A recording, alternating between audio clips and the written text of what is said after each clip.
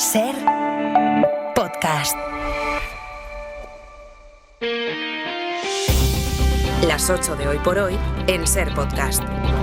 Hola, muy buenos días. Seguramente toda la declaración en el Supremo de Alberto González Amador, el novio de Isabel Díaz Ayuso, se pueda resumir en la frase que dejó para el final. A raíz de la revelación, de la filtración del fiscal general del Estado, me han destrozado la vida. Entonces, llevo gastado en esto... Perdón.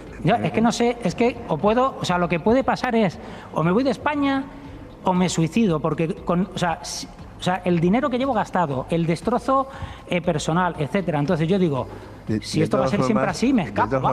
Tal fue el dramatismo de la frase de González Amador que el presidente de la Sala tuvo que decirle algo. No le recomiendo ninguna de las cosas y en todo caso que hable con su abogado, que será el que mejor le pueda asistir en esa duda. ¿Vale? De acuerdo. Gracias. Alberto González Amador, que reconoció 2 delitos fiscales a través de un correo de su abogado y que está acusado de fraude, corrupción en los negocios y administración desleal, declaró ayer en el juicio que ha sentado en el banquillo por primera vez a un fiscal general. González Amador no tiene duda de que esos correos los filtró el fiscal y se presenta como su víctima por la nota que elaboró la Fiscalía para desmentir un bulo y para aclarar que la Fiscalía no le estaba ofreciendo ningún acuerdo, sino que era él quien reconocía los delitos. Y dice que a partir de ahí lo llamaban delincuente confeso en toda España, que la culpa de todo la tiene el fiscal, al que acusa de haberlo matado públicamente, de convertirlo en el principal delincuente de este país o de que los bancos ya no le den dinero. Sastre, buenos días. Buenos días, Barcelona. Hoy por Hoy Noticias. Ser Podcast. Yo pasé a ser el delincuente confeso del Reino de España. O sea, estaba muerto. Pero era el delincuente. El señor García Ortiz, el fiscal general del Estado, me había matado públicamente.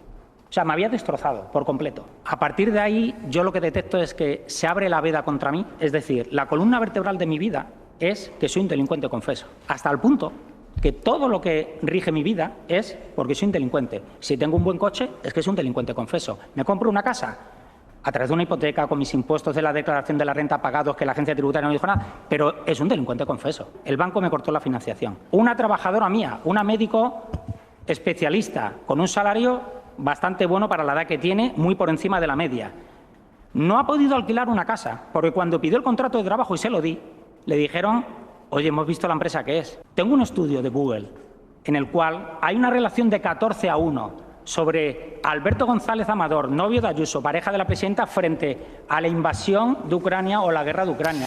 En ese tono transcurrió toda la declaración de González Amador, que siguió la que antes había hecho el jefe de gabinete de Isabel Díaz Ayuso, Miguel Ángel Rodríguez. Fue él quien lanzó primero el bulo para intentar así marcar el relato, que pareciera que era la Fiscalía la que estaba ofreciendo un acuerdo a González Amador y no al revés. Luego añadió que la Fiscalía había dado marcha atrás por órdenes de arriba.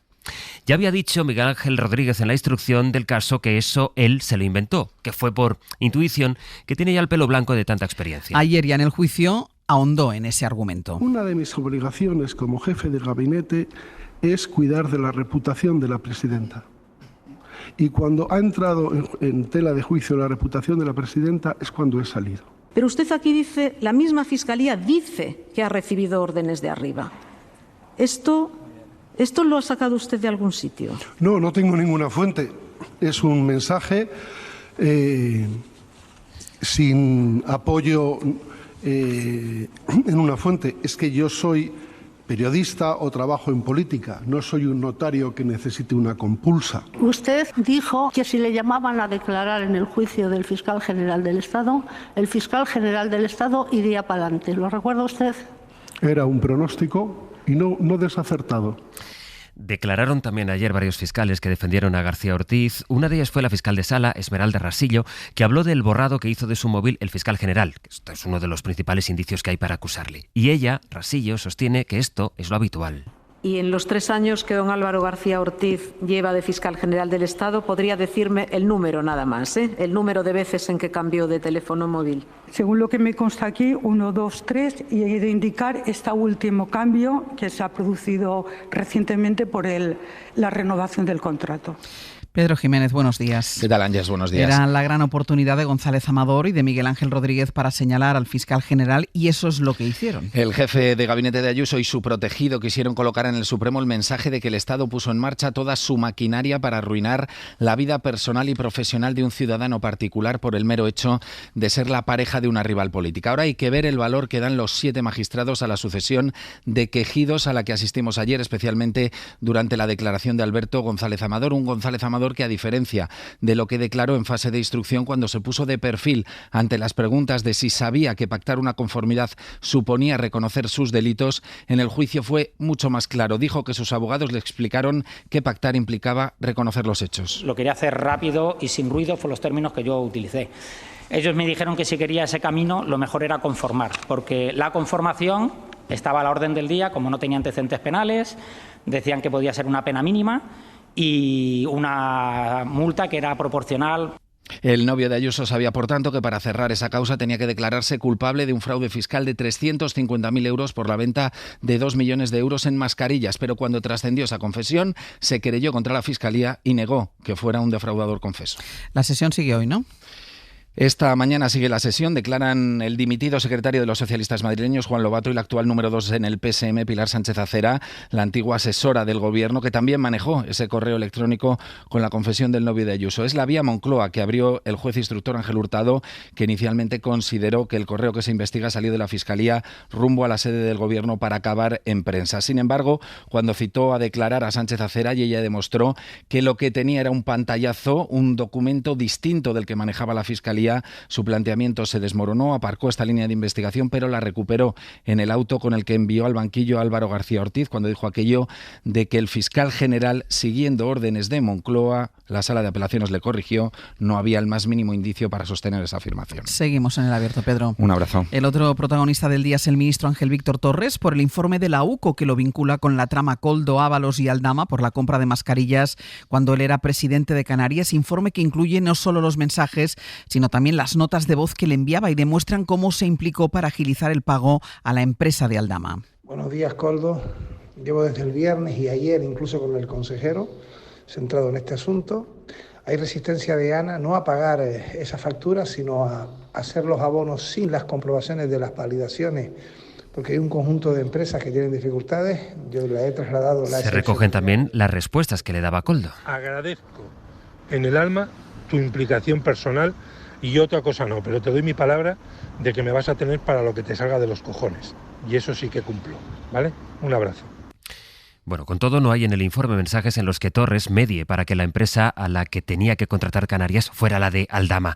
Y a eso se acoge Torres, que compareció ayer para anunciar que va a demandar a Víctor de Aldama, que le había acusado de haber cobrado comisiones y de haber acudido a un piso con prostitutas. Meses y este año y medio de difamación, de infamia, que ha elevado a algunos partidos políticos, como ya dije anteriormente, diciendo que iba a pisos donde no hay, porque al final este informe, frente a lo que algunos pensaban, querían y deseaban, no tiene ni mordidas, ni comisiones, ni mujeres explotadas, ni ninguna situación irregular o ilegal por parte de Ángel Víctor Torres. Torres, que niega incluso que, como puede deducirse del informe, él llegara a cenar con Víctor de Aldama. Miguel Ángel Campos, buenos días. Buenos días. El informe de la UCO refleja las conversaciones y el tono de las conversaciones del entonces presidente de Canarias con Koldo García, pero estás explicando desde anoche que los instructores del caso no han encontrado indicios delictivos contra el ministro.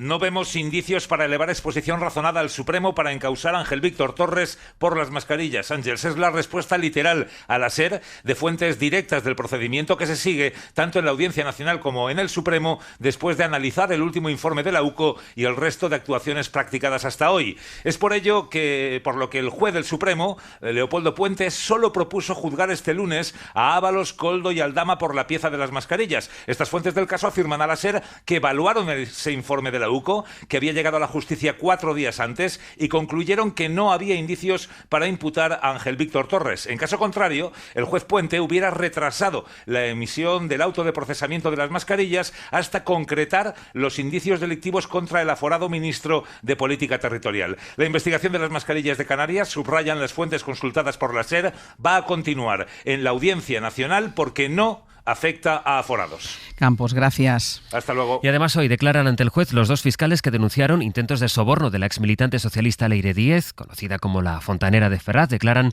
José Grinda e Ignacio Estampa, que denunciaron estas presiones. Las 8 de Hoy por Hoy en Ser Podcast. Y la noticia de la madrugada está en Nueva York. I am Muslim. I am a democratic socialist. Zoran Mamdani ha ganado las elecciones y se convertirá en el próximo alcalde de Nueva York, de la ciudad de Donald Trump. Tiene 34 años, es socialista, es musulmán, ha vencido con más de 1 millón de votos, el 50% del electorado. Hoy, que se cumple un año de las elecciones presidenciales, estos comicios tienen una importancia simbólica porque miden la fuerza de los demócratas en 2 estados y también en la ciudad más poblada, más icónica del país. Y de hecho, Mamdani ha dicho que la esperanza sigue viva frente a la tiranía y que si alguien puede mostrarle a una nación traicionada por Donald Trump cómo derrotarlo, es la ciudad que lo vio nacer. En Nueva York está Sara Canals. Buenos días. Buenos días. Un eufórico Zoran Mamdani ha subido al estrado para celebrar que esta noche, contra todo pronóstico, se ha derribado una dinastía política. My friends, we have toppled a political dynasty.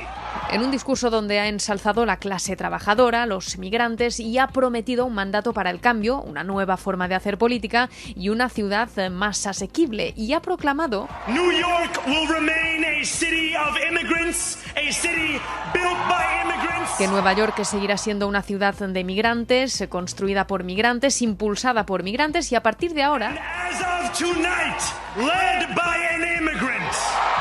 Liderada por un inmigrante. Y también se ha dirigido al presidente Trump, que lleva meses amenazándole con bloquear fondos federales para la ciudad. So Donald Trump, since I know you're watching, le ha pedido que suba el volumen de la televisión porque sabe que le está observando, prometiendo también plantarle cara no solo al propio Trump, sino al próximo que siga su estela. Hoy por Hoy Noticias. Ser Podcast. Ayer empezó en el Congreso de los Diputados la Comisión de Investigación de La Habana y empezó con las declaraciones de las víctimas. Dolores Ruiz perdió a su marido y a sus 2 hijos en Chiva. El señor Mazó no hizo bien el trabajo. Que él, cuando se fue a comer al Ventorro, sabía que el pollo no iba seco, iba lleno de agua. Esa es la diferencia. Y ese fue tan tranquilo y mis hijos a las 6 ya se habían ido. Y él a las 6 estaban comiendo. Eso es injusto lo que han hecho. Eso no hay perdón de Dios. Los diputados del PP y de Vox no aplaudieron a las víctimas, como sí hicieron los demás grupos, y cuando una de las víctimas se lo recriminó, el diputado por el PP, César Sánchez, dio esta explicación. Quiero transmitirle que nuestro mayor y más cariñoso aplauso que podemos darle a ustedes es el aplauso del silencio. Porque en el silencio reside el respeto. El PP y Vox están negociando ya quién va a sustituir a Carlos Mazón, pero Vox piensa aprovechar la oportunidad no solo para condicionar el nombre, sino para desgastar al PP y pedir medidas concretas a cambio de sus votos. Ayer hablaron ya Feijóo y Abascal. David Junquera, buenos días. Sí, buenos días. Está el PP entre 2 aguas, entre las ganas que le tiene a Vox y las ganas que tiene de seguir gobernando la Comunidad Valenciana. Feijóo ha descolgado el teléfono para hablar con Abascal y dicen en el PP que hubo buen rollo. Miguel Tellado. Un buen ambiente, un buen tono, una cordialidad para el inicio de esas conversaciones. No hay sobre la mesa ningún nombre en estos momentos. Los populares se acercan con tiento a la ultraderecha, hablan de buen tono y apelan a la altura de miras de Abascal, pero a la vez siguen diciendo que no mareen la perdiz y otras cosas como esta. Están muy cómodos en el rincón de los enfadados, protestando por todo, siendo los que más gritan, pero no teniendo ninguna propuesta concreta. Nosotros no nos confundimos de enemigo. El PP cree que Vox tiene que pasar por el aro porque si hace 5 meses aprobaron los presupuestos valencianos, no tendría ahora sentido que desecharan todo lo acordado por un cambio de nombre en la presidencia. Deslizan en Génova que Abascal y los suyos no han pedido de momento nada nuevo, pero hay incertidumbre porque se da por descontado que Vox pronto pasará la factura y exigirá pago por anticipado para investir al sustituto de Mazón. Hay una última hora que nos lleva a Europa, donde los países de la Unión acaban de llegar a un principio de acuerdo por el que ceden en sus objetivos medioambientales y rebajan la propuesta de la Comisión para acercarse a las capitales más críticas con las restricciones. Bruselas, Enrique García Pozo, buenos días. Buenos días. Sí, tras casi 24 horas de negociaciones hay principio de acuerdo. Los 27 avalan finalmente el objetivo vinculante propuesto por la Comisión, recortar en un 90% las emisiones contaminantes en los próximos 15 años, pero a cambio introducen flexibilidades muy amplias para alcanzar ese objetivo, como exigían países como Italia, Francia o Polonia. ¿A través de qué fórmula? Permitir a los estados comprar créditos de carbono a terceros, es decir, de ese objetivo del 90%, un 5% podrá computarse a través de la compra de créditos a un tercer país, o lo que es lo mismo por traducir, computar como propia la reducción que hacen otros países a través de la compra de estos créditos, confirman a la SER fuentes de la negociación, lo que en la práctica rebaja la propuesta inicial del Ejecutivo comunitario. En unos minutos saldrán a valorar el acuerdo los ministros de Medio Ambiente. Y hoy sale a la venta en Francia el libro de memorias del rey emérito Juan Carlos I, que se titula Reconciliación, y en el que explica cómo encajó la distancia que puso con él su hijo Felipe, al que le dice: no olvides que heredas un sistema político que yo forjé. París, Raquel Villaécija. El rey emérito aborda los momentos más delicados de sus casi 4 décadas de reinado hasta su marcha a Abu Dhabi en 2020. A ello dedica gran parte del libro, en la que habla de la nostalgia que siente por no estar en España, ese país que corre por sus venas, dice. Aborda el momento en el que su hijo, Felipe VI, le retira la asignación como ex jefe de Estado, y también la trágica muerte de su hermano Alfonso de Borbón por un tiro cuando ambos jugaban con un arma. Le marcó toda la vida. Sin su muerte, mi vida habría sido menos desgraciada, dice. Habla de sus relaciones extramatrimoniales, entre ellas la que tuvo con Corina, a la que no menciona explícitamente. Se me han adjudicado algunas que son ficticias, denuncia. Habla de Sofía como una mujer excepcional, la mejor reina que podía tener España. Admite que ha cometido errores, que ha podido decepcionar a algunos. Asegura también que pocos reyes europeos han tenido la oportunidad de hacer tanto por su país, darle la libertad y un lugar en la escena internacional. Para no perderte ningún episodio, síguenos en la aplicación o la web de la SER, Podium Podcast o tu plataforma de audio favorita.